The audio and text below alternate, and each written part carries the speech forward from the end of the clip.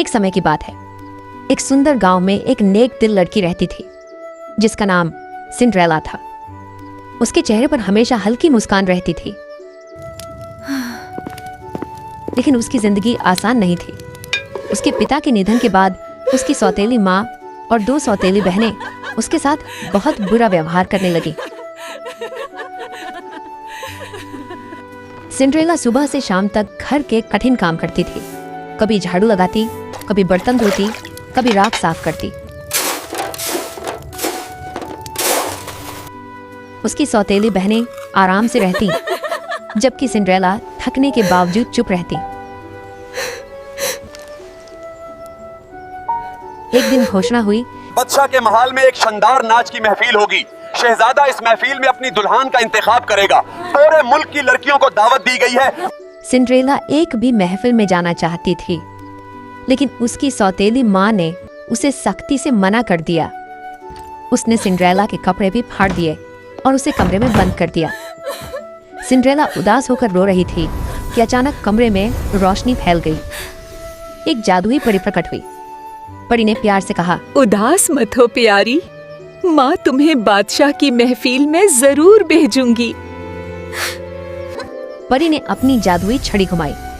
पल भर में सिंड्रेला के पुराने कपड़े एक खूबसूरत नीले पोशाक में बदल गए।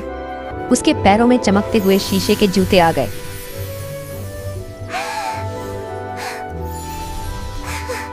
बाहर रखे कद्दू से सुनहरी गाड़ी बन गई।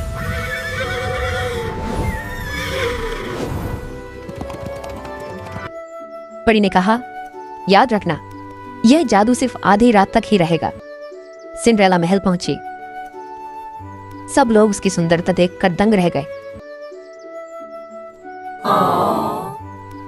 राजकुमार उसकी तरफ बढ़े और नरमी से बोले, क्या तुम मेरे साथ डांस करोगी? यस। दोनों देर तक नाचे। राजकुमार को लग रहा था जैसे समय थम गया हो, लेकिन जैसे ही घड़ी ने 12 बजने का संकेत दिया, सिंड्रेला घबरा गई। मुझे जाना होगा। वह दौड़ती हुई महल से बाहर निकल गई। दौड़ते हुए उसका एक शीशे का जूता गिर गया। अगली सुबह राजकुमार ने घोषणा की, जिस लड़की के पैर में ये जूता फिट होगा वही मेरी दुल्हन बनेगी। सिपाही हर घर गए। बहुत सी लड़कियों ने कोशिश की, लेकिन जूता किसी के पैरों में नहीं आया। आखिरकार राजकुमार सिंड्रेला के घर पहुंचे। सौतेली बहनों ने कोशिश की, लेकिन जूता उनके पैरों में नहीं आया। जब सिंड्रेला आगे बढ़ी तो सब हैरान रह गए। उसने आराम से जूता पहना और जूता बिल्कुल फिट हो गया। उसी समय परी फिर प्रकट हुई और सिंड्रेला का पोशाक फिर से राजकुमारी जैसी बन गया। राजकुमार खुशी से बोले, यही वह लड़की है जिसे मैं खोज रहा था। राजकुमार ने सिंड्रेला को महल ले गए। दोनों की शादी हो गई और सिंड्रेला हमेशा खुशी, प्यार और सुख शांति से जीवन जीने लगी।